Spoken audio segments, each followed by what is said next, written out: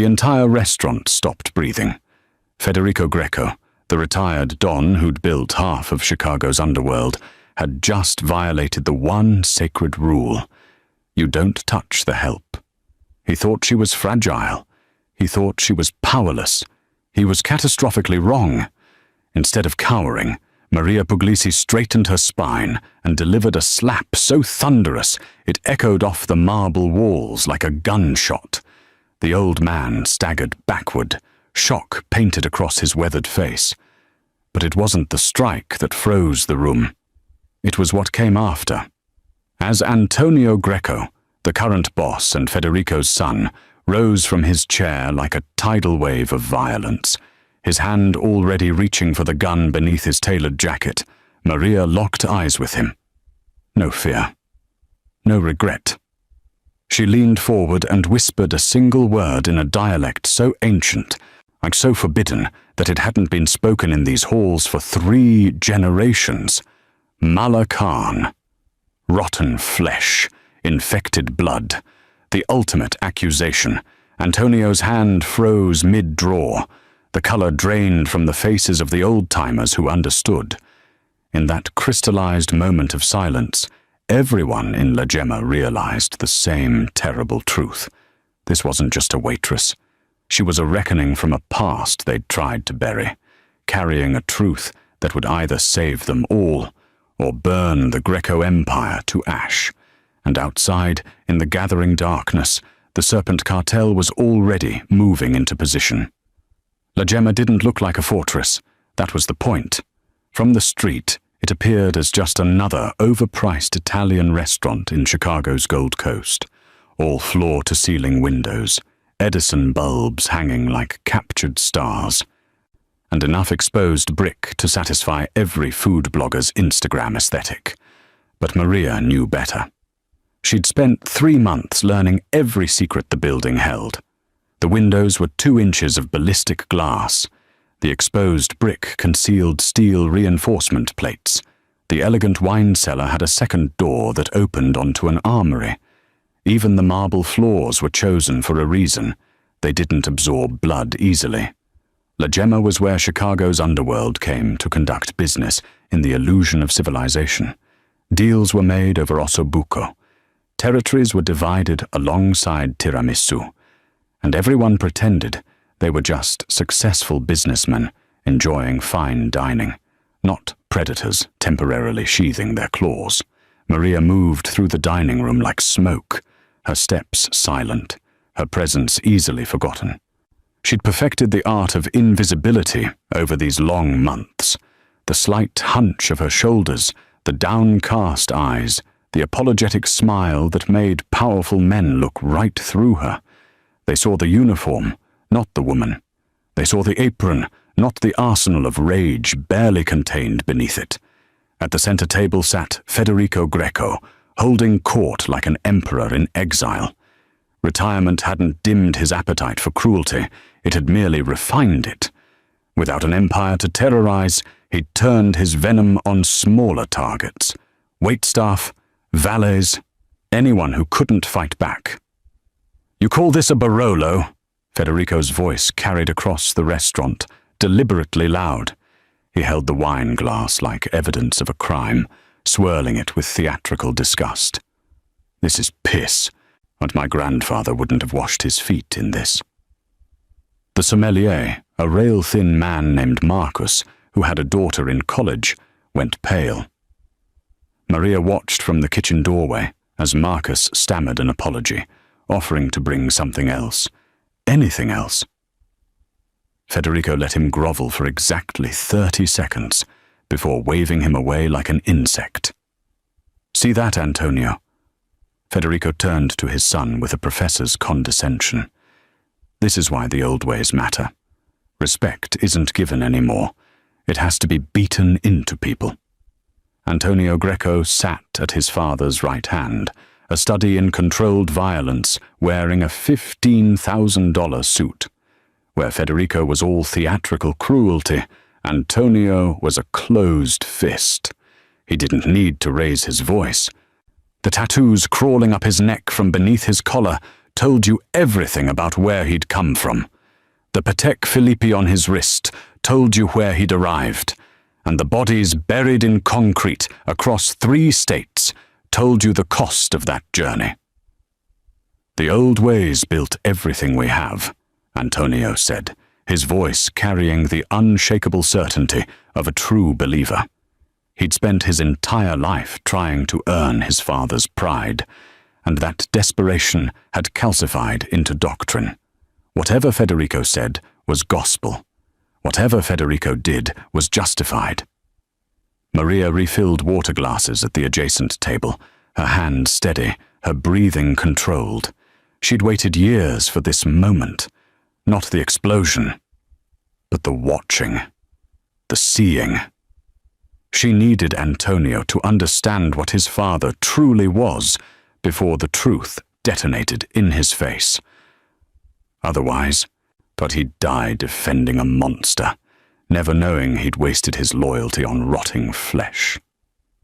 Around them, the restaurant hummed with dangerous prosperity. At table 6, a city councilman laughed too loudly at a joke from a man who owned half the waste management contracts in Illinois. At table 9, 2 men in identical Navy suits discussed logistics in the bland euphemisms of murder. Near the bar, a woman in a dress that cost more than Maria's childhood home sipped champagne, while her husband negotiated the distribution of prescription opioids disguised as a real estate deal. This was La Gemma's real purpose, not food, but theater. A stage where criminals could pretend they were legitimate, where blood money could be laundered through the ritual of fine dining, where everyone agreed to the collective delusion that they were civilized. De Federico snapped his fingers at Maria without looking at her. You, the shy one, another bottle, and this time try not to bring me swill. Maria approached with her head bowed, her steps careful, her entire posture screaming submission.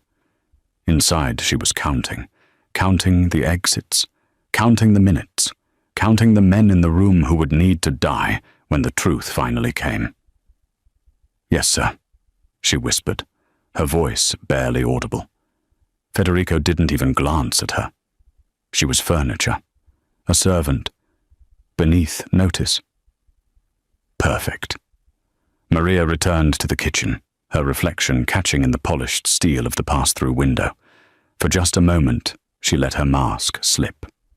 The woman who stared back wasn't fragile at all. She was a blade waiting for the perfect moment to strike. It happened during the dessert course, which when Federico's wine count had reached the dangerous territory between grandiose and unhinged.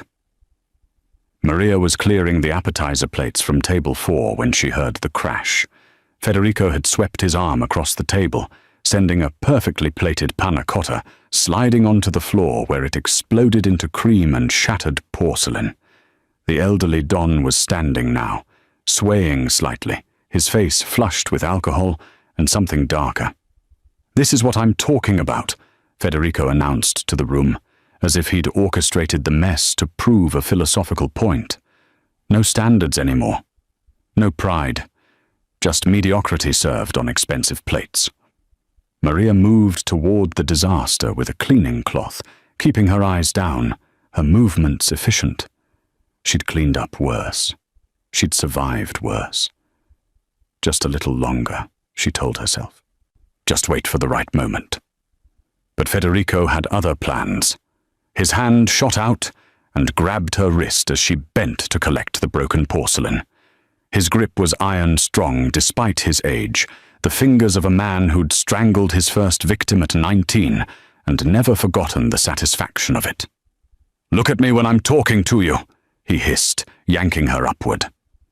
The restaurant's ambient noise, silverware on china, murmured conversations, the acoustic playlist bleeding through hidden speakers, died instantly. Maria felt 30 pairs of eyes lock onto her. Antonio's chair scraped against marble as he turned to watch. "You think you can just ignore me?" Federico's breath reeked of Barolo and decay. You think because you're some fragile little—" He never finished the sentence. Maria's free hand came up in a perfect arc, her open palm connecting with Federico's cheek, with a sound like a wooden door slamming in an empty cathedral. The force of it wasn't just physical, it was metaphysical, a violation of natural law. In La Gemma, you didn't touch the Grecos. You especially didn't touch the patriarch who'd built the empire. But Maria had just rewritten the rules of reality. Federico stumbled backward, releasing her wrist, his hand flying to his face, where a crimson handprint was already blooming across his papery skin. His eyes were wide with shock, his mouth working soundlessly, his brain struggling to process an event that shouldn't exist in his universe. The restaurant had stopped breathing entirely. Antonio Greco rose from his chair like a force of nature, achieving sentience. 6'3" of concentrated violence, moving with the terrible grace of an apex predator. His hand disappeared inside his jacket, fingers closing around the grip of the Beretta he kept in a custom shoulder holster, the one that had ended 9 lives in the past 14 months. Maria didn't run, didn't flinch, didn't apologize. She turned to face Antonio directly, and for the first time since she'd started working at La Gemma, she let him actually see her. Not the meek waitress, not the invisible servant, the real woman beneath the carefully constructed disguise. Their eyes locked. Antonio's hand froze halfway to drawing his weapon, something in her gaze triggering an ancient instinct that bypassed conscious thought. This wasn't prey behavior. This was something else, entirely. Maria took one step toward him, not away, or toward, closing the distance between them until she could smell his cologne and see the confusion flickering beneath his rage. Then she leaned forward, her voice dropping to a whisper that somehow carried to every corner of the silent restaurant, and spoke a single word in a dialect so old that Antonio had only heard it once before, from his grandmother in her final days. Malakan. The word hung in the air like a curse materialized into sound. Rotten flesh, infected blood. The ancient accusation used by the old guard to identify a traitor within one's own bloodline, a cancer growing at the heart of the family tree. Antonio's face went ashen. His hand fell away from his gun completely, hanging useless at his side. Around the room, the handful of men old enough to remember the old ways felt their blood turn to ice water. But that word wasn't thrown around casually. It wasn't an insult. It was a diagnosis, a declaration of diseased lineage. Maria held Antonio's stare, watching the confusion play across his features. He knew the word. He knew what it meant. But he didn't understand why this waitress, this nobody, would dare speak it in reference to his family. "What did you say?" Antonio's voice was barely audible, stripped of its usual command. Behind him, Federico had found his voice again, high and strained with indignation. "Antonio, kill this bitch. Kill her right now." But Antonio wasn't listening to his father anymore. He was staring at Maria, really seeing her for the first time, watching the pieces of a puzzle he didn't know existed begin to shift into a picture he wasn't ready to see. Maria tilted her head slightly, her expression unreadable. "Ask him," she said quietly, nodding toward Federico. "Ask him what he did to the Puglisi family in 1997. The name detonated in the room like a grenade. The panic button wasn't visible to customers. It was embedded beneath the host stand, disguised as a decorative nail head in the reclaimed wood. Marcus, the sommelier, had watched the entire confrontation unfold with mounting horror, and the moment Maria spoke the Puglisi name, his survival instincts overrode his fear of the Grecos. His hand slammed down on the button. The transformation of La Gemma was instantaneous and absolute. Steel shutters dropped from hidden compartments above the windows with a mechanical shriek, slamming into reinforced floor slots with the finality of a tomb ceiling. The elegant Edison bulbs cut out, or replaced by harsh red emergency lighting that turned the restaurant into something from a submarine's interior. The front door's magnetic locks engaged with a metallic thunk that echoed like a judge's gavel. They were sealed in.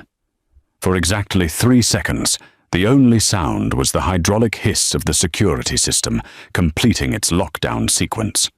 Then, Antonio's hand went back to his gun, this time completing the draw, the Beretta clearing leather and tracking toward Maria's center mass.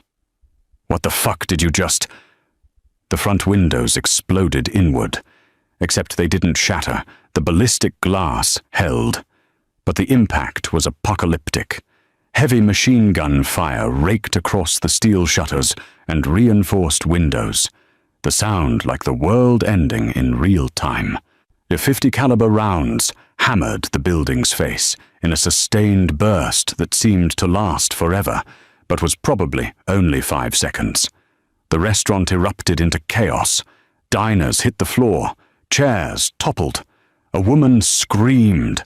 The city councilman crawled under his table, his expensive suit jacket thrown over his head, as if Italian wool could stop bullets.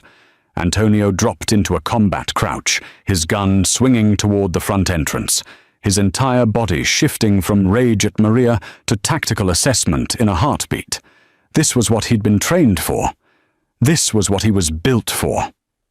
"Serpents," he growled, recognizing the sound of the M2 Browning they favored for shock and awe attacks. "They're hitting us! Here! Now!" He was already moving, his voice cutting through the panic with the authority of a man who'd survived 3 gang wars. "Everyone on the floor, away from the windows, kitchen, now!" His crew materialized from among the diners, 4 men who'd been positioned throughout the restaurant disguised as customers. They moved with practiced efficiency, weapons appearing from ankle holsters and concealed carry positions, forming a defensive perimeter around Antonio. Another burst of gunfire, this time accompanied by the distinctive crack of an RPG launcher. The building shuddered as the warhead impacted the reinforced front door, the explosion contained but devastating. The door held, but buckled inward 6 inches. Smoke began filtering through the gaps. Federico had crawled behind the overturned center table, his earlier bravado replaced with the wild-eyed panic of a man remembering he was mortal. "Antonio, get me out of here! There has to be a back way!" But Antonio wasn't looking at his father. He was looking at Maria. She hadn't moved. While everyone else had hit the floor or scrambled for cover, she stood exactly where she'd been, the red emergency lighting painting her in shades of blood and shadow. Her expression was perfectly calm. Not shocked, not afraid. She'd been expecting this. "This is a turf war," Antonio said, his voice hard with certainty. "The serpents are making their move. They're trying to decapitate our operation in one strike." His tactical mind was already racing through scenarios, calculating odds, planning the defense. "We hold them off until our reinforcements arrive. 40 minutes, maybe less." "No," Maria said quietly. The single word cut through the chaos like a scalpel. Antonio's eyes narrowed. "What? This isn't a turf war." Maria took a step toward him, her voice steady despite the continued gunfire rattling the shutters. "They're not here for territory, Antonio. They're here for an execution." Outside, the shooting stopped. The sudden silence was somehow worse than the noise. In the brief respite, they could hear voices shouting in Spanish, the sound of vehicles repositioning, the metallic click of fresh ammunition belts being loaded. "They're regrouping," one of Antonio's men said. "Setting up for a breach." Federico's voice rose from behind the table, shrill and desperate. "Antonio, listen to me. This is just business, just territorial." "They know." Maria's eyes never left Antonio's face. "Do they know your father sold them out? gave the FBI everything: names, routes, safe houses. 3 months ago, Federico made a deal to save himself, and now the serpents are here to collect the debt. The temperature in the room dropped 20 degrees. Antonio's gun hand wavered slightly, the barrel drifting between Maria and his father. That's a lie. Is it? Maria tilted her head toward the front of the building. How did they know you'd all be here tonight? How did they know exactly when to hit? How did they know about the security system and come prepared with heavy weapons? Federico was shaking his head frantically. She's lying. She's one of them. She triggered this. The building shuddered as another RPG round found its mark. If you are still listening, I would love to know where you are watching from in the comments, and kindly drop a like and subscribe if you have not. Thank you. Let's continue. Antonio's hand closed around Maria's bicep like a vice, hauling her backward through the swinging kitchen doors while his crew held the defensive line in the dining room. The kitchen was all stainless steel and harsh fluorescent lighting. No romance here, just the brutal machinery of commercial food preparation. He slammed her against the walk-in freezer door hard enough to rattle her teeth, the Beretta's muzzle pressed against her temple with enough force to leave a circular impression in her skin.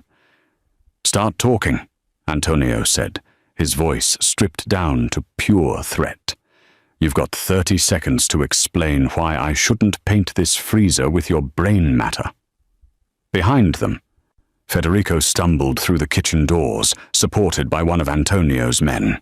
The old Don's face was still flushed, but fear had replaced the wine flush with something more primal.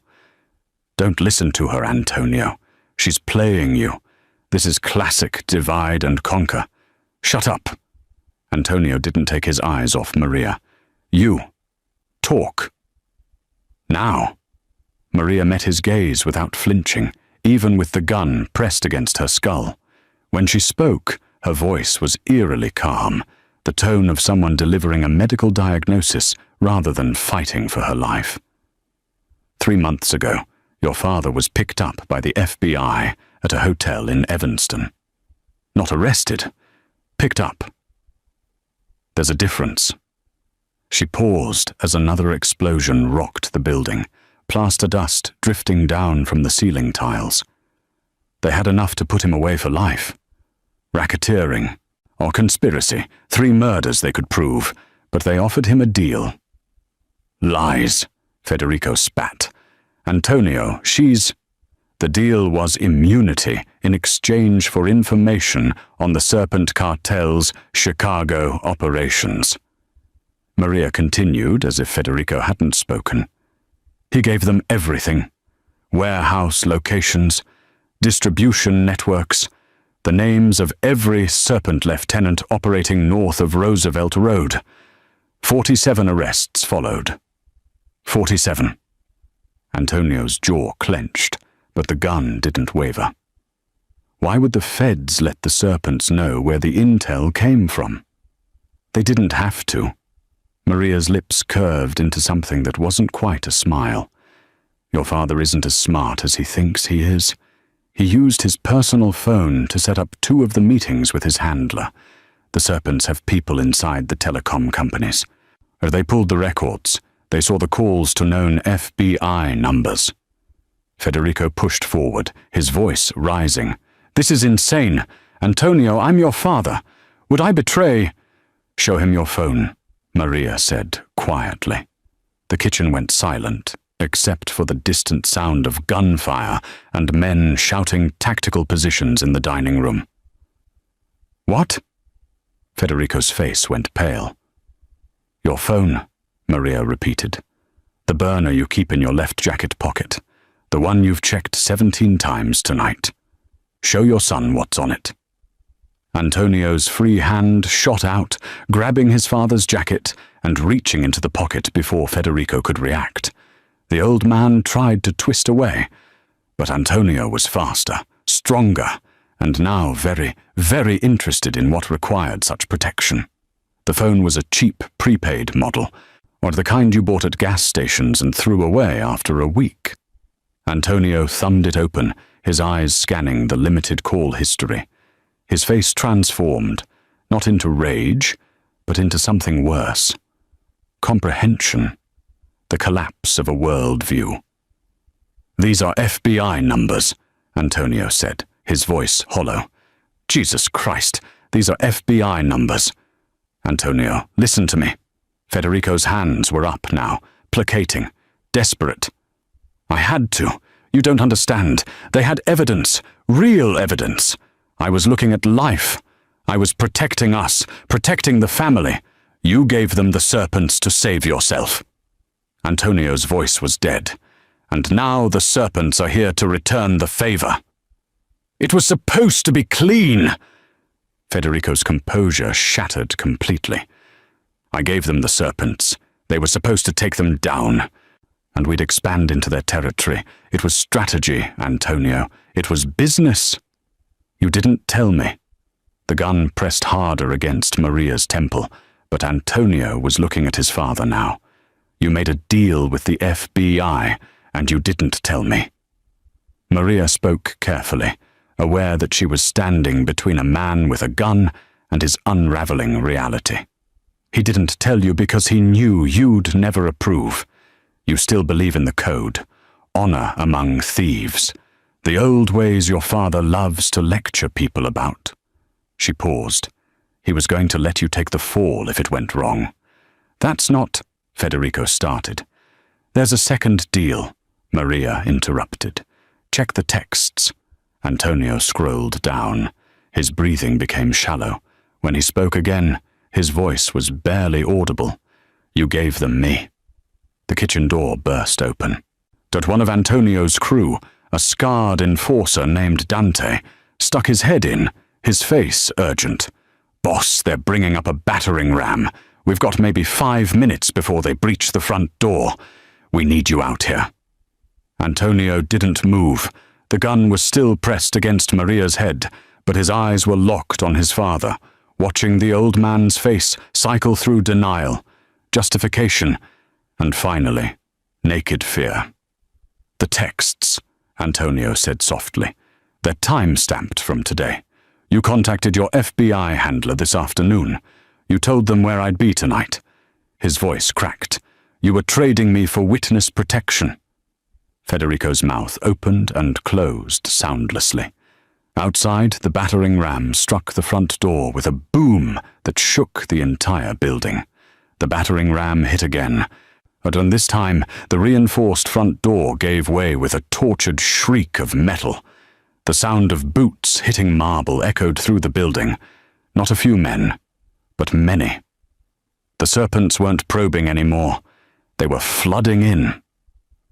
Antonio's gun finally lowered from Maria's temple, not because he'd decided to trust her, but because the immediate threat had shifted from mystery to mathematics. He could hear at least a dozen hostiles in the dining room. His 4-man crew wouldn't hold for long. "Boss!" Dante's voice carried from the dining room, punctuated by gunfire. "We need you now." Antonio moved toward the kitchen doors, but Maria's hand shot out and caught his wrist. The grip was iron-strong, trained, nothing like the delicate touch of a waitress who'd spent 3 months serving wine. "You go through those doors with just guns. Well, you'll last 90 seconds, she said. "Let me show you what this kitchen really is." Antonio stared at her, his mind still reeling from his father's betrayal, trying to process why this woman was helping him instead of letting the serpents finish the job. "Who the fuck are you?" Maria pulled off her apron in one smooth motion, then reached up and yanked out the pins holding her hair in a submissive bun. Dark waves fell around her shoulders, transforming her appearance from downtrodden servant to something else entirely. When she spoke, her voice had shed all pretense of meekness. "My name is Maria Puglisi. My father was Don Giacomo Puglisi." She nodded toward Federico, who had slumped against the prep counter, broken and irrelevant. "The man your father betrayed in 1997.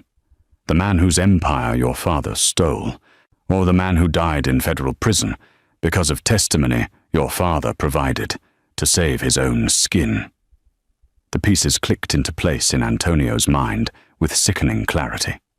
You've been waiting for 28 years. Maria moved to the industrial stove, her hands flying over controls with practiced precision. I was 7 when they took my father. I've spent my entire life learning how to survive, how to fight, and how to kill men like the ones coming through that door. She cranked the fryer oil to maximum heat. Your father took everything from my family. But you? She glanced at him. You're just his weapon. And right now, we have the same enemy. Gunfire erupted from the dining room, automatic weapons, close quarters, the sound of men dying. Dante appeared in the doorway, blood streaming from a gash above his eye. Boss, oh, they're through. We can't. The first serpent crashed through the kitchen doors behind him, an MS-13 enforcer with a MAC-10 and enough tattoos to tell his entire criminal history. He raised the weapon toward Antonio. Maria moved. She grabbed a cast-iron skillet from the range and hurled it like a discus. 22 pounds of French craftsmanship caught the serpent in the face, shattering his nose and sending him stumbling backward into the doorframe. Before he could recover, Maria had crossed the distance, a 10-inch chef's knife appearing in her hand from a magnetic strip on the wall.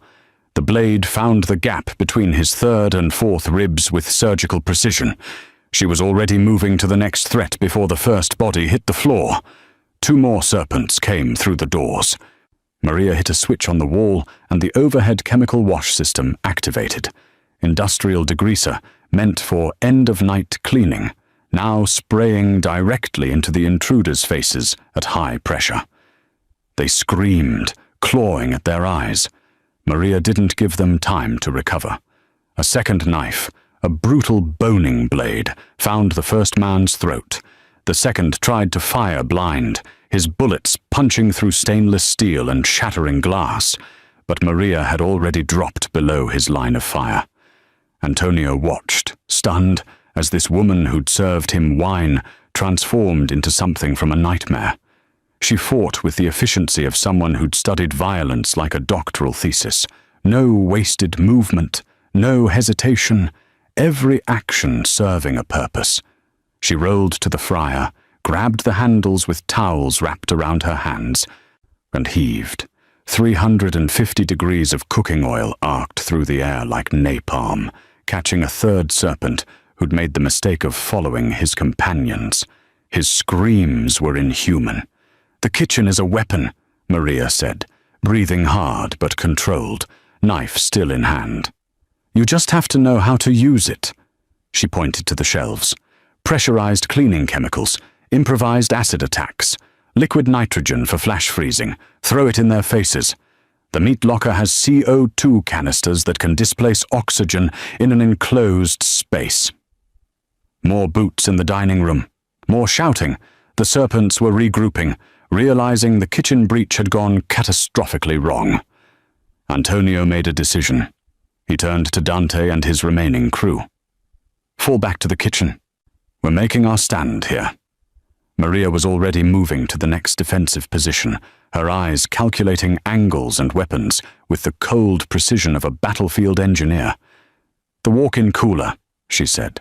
"We can funnel them through a single entrance, killbox formation." "You said you've been waiting 28 years, Antonio said, taking position beside her, his Beretta trained on the doors. "Why help me now?" Maria checked the edge on her knife and gave him a look that contained decades of pain compressed into a single moment. "Because dead men can't see their fathers for what they really are," she said, "and I need you alive to understand what yours cost us both." The kitchen had become an abattoir. Antonio fought from behind the stainless steel prep counter, his Beretta barking in controlled pairs. 2 shots. Assess. 2 more. Center mass. Professional. The training his father had paid for with blood money. Coming back to save his life from the consequences of his father's treachery. Beside him, Maria moved like violence, choreographed by a sadistic god.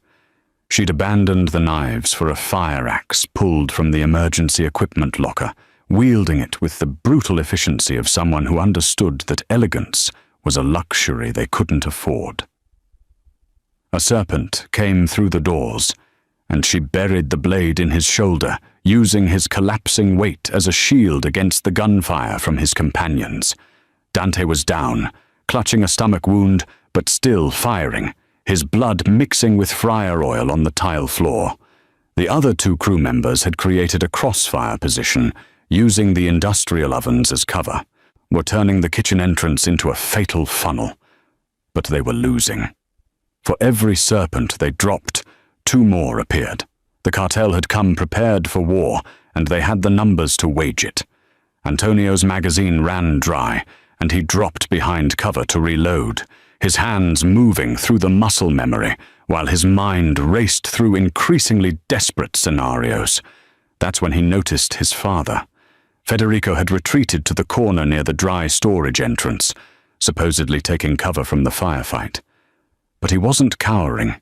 He was watching. His eyes kept flicking to the service exit, the one that led to the alley, the one that bypassed the main security lockdown because it was designed as a fire escape. And his hand kept going to his pocket. Not the pocket where Antonio had found the FBI phone. A different pocket. Antonio's next magazine clicked home, but he didn't immediately return to the fight. He watched his father with the same tactical assessment he'd use on an enemy position. Federico pulled out a phone. Another burner? How many did he have? And began typing with his thumbs, his face illuminated by the screen's glow. Maria appeared at Antonio's shoulder, breathing hard, arterial spray across her white shirt, turning it into abstract art. She'd seen it too. "He's texting someone," she said quietly, barely audible over the gunfire. "During an active firefight, your father is texting someone." A serpent made it 3 steps into the kitchen before Dante put 2 rounds in his chest. The body fell across the threshold, creating an obstacle that would slow the next wave by precious seconds. But those seconds were running out. They all were. "But Antonio!" Federico's voice cut through the chaos, high and strained. "We need to retreat. The service exit. We can fall back, regroup." Antonio didn't respond. He was watching Federico's face, really watching it for the first time since the siege began. The old man's eyes were too bright, his movements too calculated. This wasn't panic. This was performance. Maria ejected her empty pistol magazine. She'd taken a gun from one of the fallen serpents and slammed home a fresh one. "He's not scared enough," she observed. "A normal person, trapped in a siege? They'd be paralyzed or hysterical. Your father is neither." She was right. Federico was worried, certainly. But it was the worry of a man concerned his plan might fail, not the terror of a man facing certain death. The service exit door rattled slightly. Not from the battle, but from someone testing it from outside. Antonio's blood turned to ice water. The serpents were hitting them from the front with overwhelming force, pinning them down, making them desperate. And Federico kept glancing at the back door, kept texting, kept suggesting they retreat toward it. "It's a pincer," Antonio said, the realization spreading through him like poison. "They're not just trying to breach, they're herding us." Maria nodded grimly. "He told them about the service exit. He's supposed to lead you to it.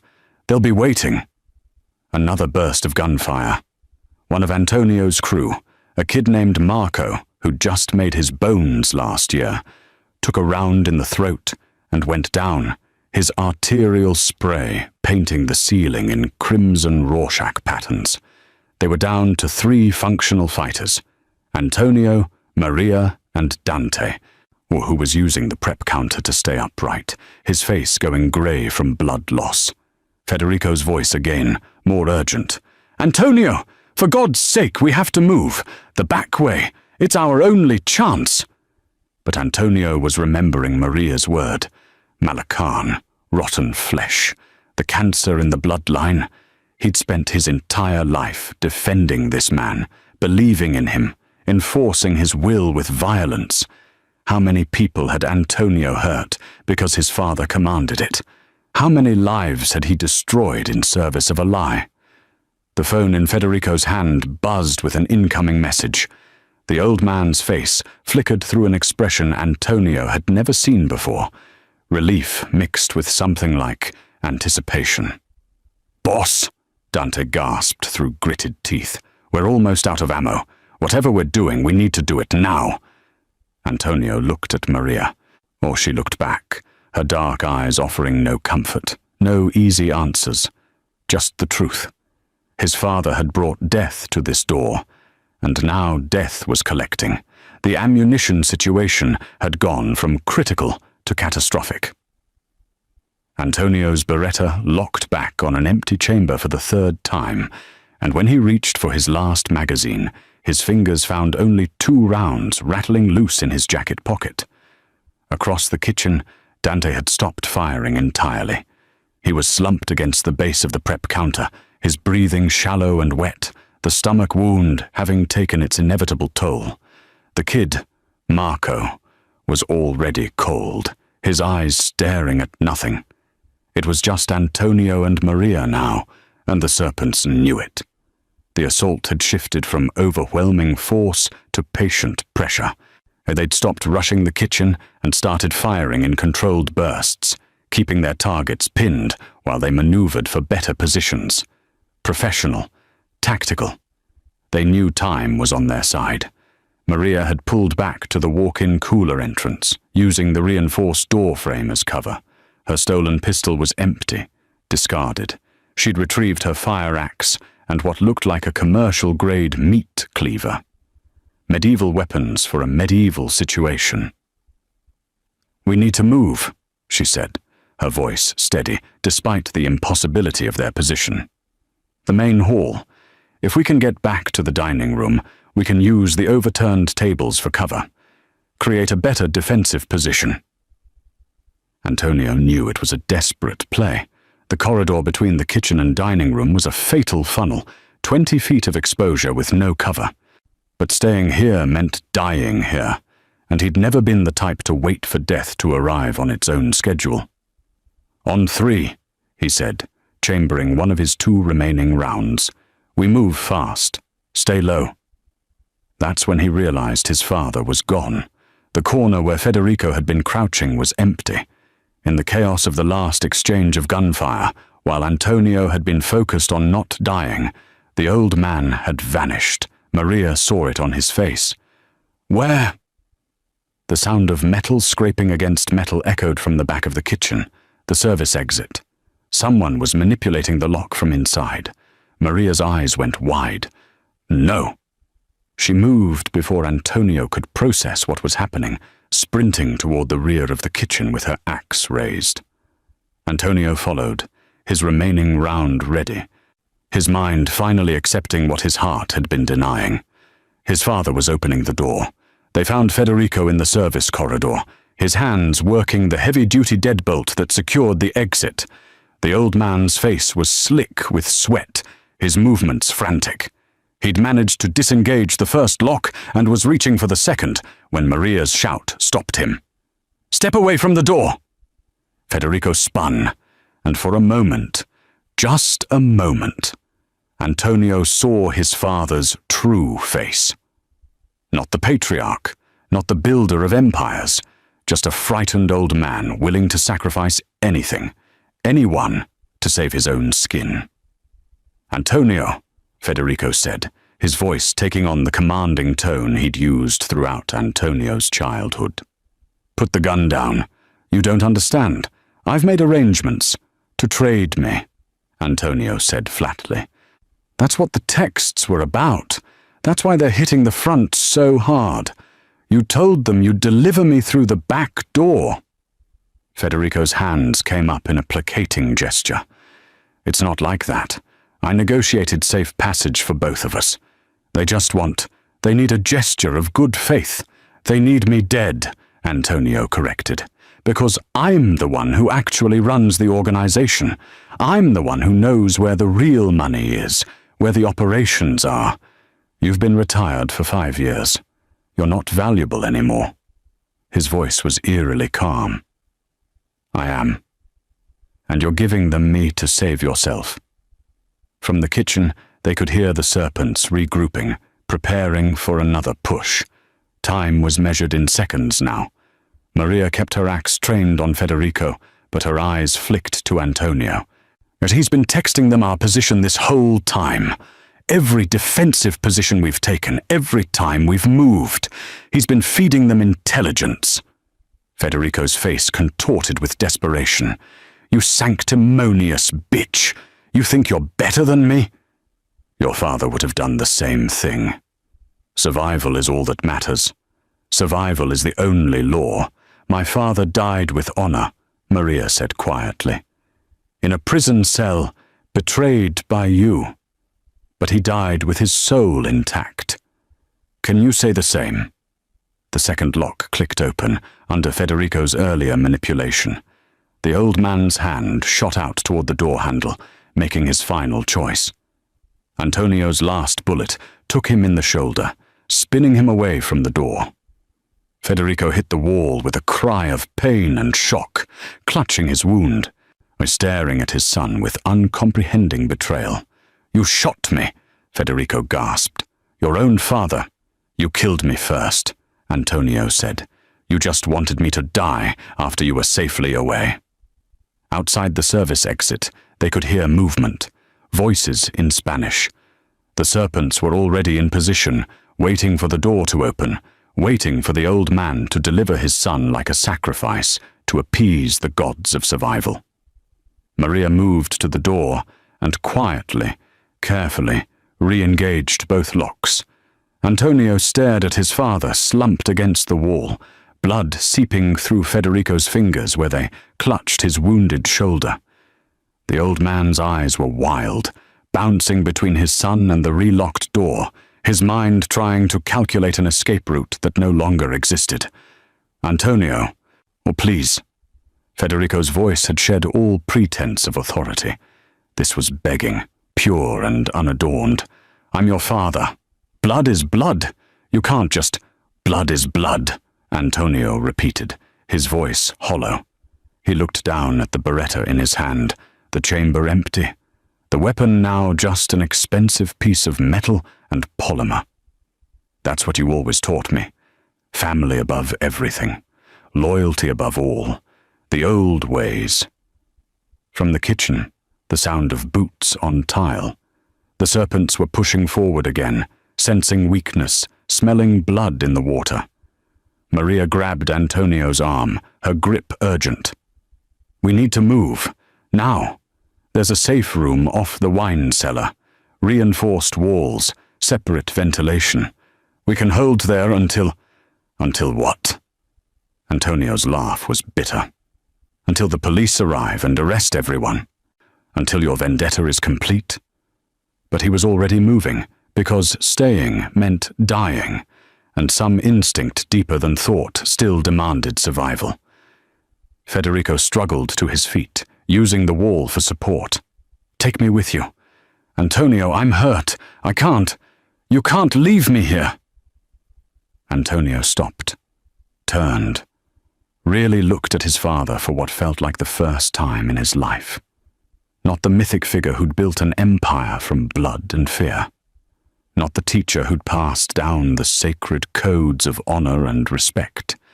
Just an old man who'd spent decades preaching loyalty while preparing to violate it the moment his own survival was threatened. Do you know what Malacan really means? Antonio asked quietly. Federico blinked, confused by the question while gunfire echoed closer. It means traitor, or rotten flesh. No. Maria spoke from the doorway to the wine cellar, one hand on the hidden switch that would reveal the safe room. It means something more specific. It's what the old guard called someone who carried disease in their bloodline. not metaphorical disease. Actual genetic corruption that would poison every generation that came after. She looked at Antonio with something that might have been pity. Your grandmother used to say it about your father. Before she died. Before he silenced her. The words hung in the air like smoke. Antonio remembered his grandmother's final years, how she'd grown increasingly hostile toward Federico, how she'd tried to tell him something during her last visit to the hospital. But his father had interrupted, sent him away, and when he'd returned, she was sedated. She died the next day. She knew, Antonio said. She knew what you were. Federico pushed off the wall, stumbling toward his son. Antonio, listen to me. Everything I did to survive, to keep us alive. You think the game has rules? You think there's honor in dying? I built everything you have. You built it on betrayal. Antonio's voice was flat. The Puglisi territory you took in '97. You didn't win it in a war. You gave them to the feds and picked up the pieces. Strategic thinking. The Delgado brothers in 2003. You blamed them for a hit they didn't order, let me kill them, and took their smuggling routes. They were competition, the Castellano partnership last year. You advised me against it, said they couldn't be trusted. Antonio's eyes were dead. But it wasn't about trust. It was because they'd figured out what you were, what you've always been. Federico's face cycled through emotions, anger, fear, desperation, before settling on a terrible calculation. When he spoke again, his voice had changed. No more pleading. This was the voice of a man playing his final card. You need me, Federico said. I'm the only one who knows where all the bodies are buried, literally. I'm the only one who can tell you which cops are bought, which judges are ours, which FBI agents take our money. You kill me, you lose all of that. Antonio felt something break inside him. Not dramatically, not violently, just a quiet snap, like a rope finally giving way after years of strain. I'm not going to kill you, he said. Relief flooded Federico's face. Thank God, thank Maria, open the safe room. The wall panel beside the wine cellar slid open with a hydraulic hiss, so revealing a reinforced steel door behind it. Maria disappeared inside. Antonio followed. Antonio! Federico lurched forward. Antonio, wait! Antonio stopped at the threshold and looked back. His father was silhouetted against the corridor, backlit by emergency lighting, the sound of the serpent's advance growing louder behind him. You taught me that actions have consequences, Antonio said. That in our world, debts must be paid. You sold the Puglisis, you sold the serpents, you tried to sell me. He paused. Now pay your debt. You can't leave me out here. They'll kill me. I know. Antonio stepped through the door. Maria was already at the control panel, her finger hovering over the lock mechanism. She looked at Antonio, giving him one last chance to change his mind. He nodded. The steel door began to close with mechanical precision. Through the narrowing gap, Antonio watched his father's face transform from disbelief to understanding to pure animal terror. Federico threw himself at the closing door, his wounded shoulder forgotten, screaming his son's name. The door sealed with a definitive thunk. Outside, they heard Federico's fists hammering against the steel, his voice muffled, but still audible. Antonio! Antonio! Please! I'm your father! Then, louder. The serpents reaching the wine cellar corridor. Then, gunfire. Then, silence. Antonio stood facing the sealed door, his reflection staring back at him from its polished surface. He looked like his father, the same jaw, the same eyes, the same blood. Malakan! Maria stood beside him in the cramped safe room, saying nothing, giving him space to process patricide by abandonment. How long can we stay in here? Antonio asked, his voice mechanical. 72 hours, maybe more. Will the police come? Eventually. Silent alarm went to 3 different stations.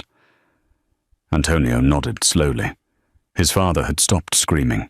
He wondered if that meant it was over, or if Federico had simply run out of air to scream with. I should feel something, he said. Maria's hand found his shoulder. You will. Later, when the shock wears off. What do I feel then? She was quiet for a long moment. When she spoke, her voice carried 28 years of experience. Relief, she said, and then guilt about the relief. And then, if you're lucky, something like peace. Outside the safe room, the serpents ransacked La Gemma, looking for survivors, looking for answers, looking for the man who'd betrayed them. They would find Federico first. The sirens came with the dawn. Antonio heard them through the safe room's ventilation system, first distant, then multiplying, then surrounding the building in a chorus of authority that meant the siege was finally over. The serpents would scatter like roaches when the lights came on. They always did. Whatever they'd come for, they hadn't found it. Or maybe they had. Maria checked the external cameras, grainy feeds showing the dining room, the kitchen, the wine cellar corridor.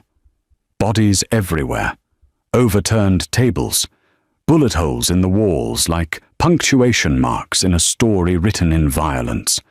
The restaurant that had been a temple to criminal civility was now a crime scene that would take forensics teams weeks to process. Coast is clear, Maria said, her hand on the door release. Police are securing the perimeter. We should... Wait. Antonio's voice was raw from hours of silence. My father. Maria pulled up the wine cellar camera. The image was poor quality, the emergency lighting casting everything in shades of red and black. But it was clear enough. Federico Greco lay crumpled at the base of the wine cellar stairs, his body twisted at an angle that suggested the fall hadn't been the worst of what happened to him. The blood pooling beneath him was black in the camera's rendering, spreading across the concrete like spilled wine. Antonio stared at the screen for a long time. He waited for grief, for regret, for something that would confirm he was still human beneath the scar tissue of this life. But all he felt was a vast, echoing emptiness, like a building after everyone has left, and you can finally hear the structure itself breathing. Is he? Antonio couldn't finish the question. Maria zoomed the camera. His chest is moving, barely. The serpents left him alive. She paused.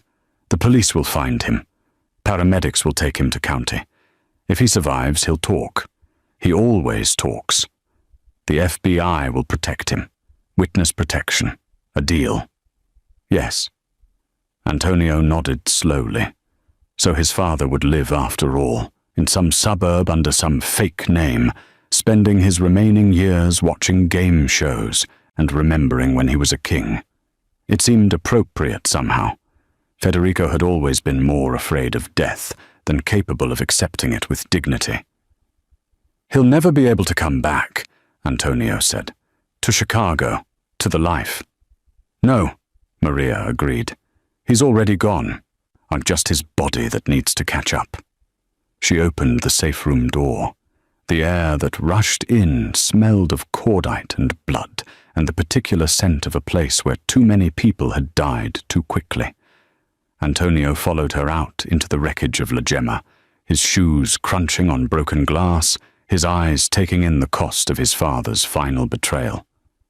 Dante had died at some point during the night. Marco too, of course. The serpents had left 8 bodies of their own, men who'd never see their families again because an old man couldn't accept that his time was over. Antonio climbed the stairs to the dining room. Morning light was streaming through the bullet holes in the steel shutters, creating shafts of illumination that caught the dust and smoke still lingering in the air. The police were at the front door now, shouting commands, preparing to breach. He looked around for Maria to tell her, "What?" "Thank you for saving my life. Thank you for showing me the truth. Thank you for forcing me to see that the man I'd built my entire identity around was hollow at the core."